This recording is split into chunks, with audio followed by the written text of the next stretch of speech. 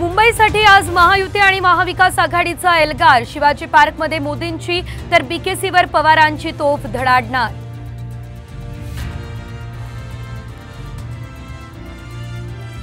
यामिनी जाधव यांच्या कार्यकर्त्यांकडून घरात घुसून मारहाण। ठाकरे गटाच्या अयोध्या पौळ यांचा गंभीर आरोप।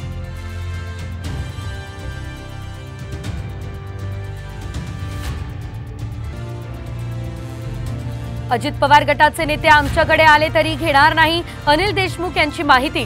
तर तुम्ही तुमचं बघा, छगन भुजबळ यांचा पलटवार।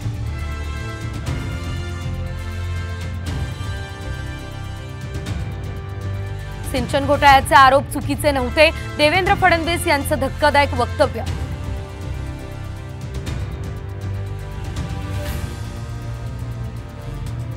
पुढच्या 3 दिवसांसाठी येलो अलर्ट। मध्य महाराष्ट्र मराठवाड्यात गारपिटीची शक्यता, तर मुंबई आणि ठाण्यातही जोरदार बरसणार।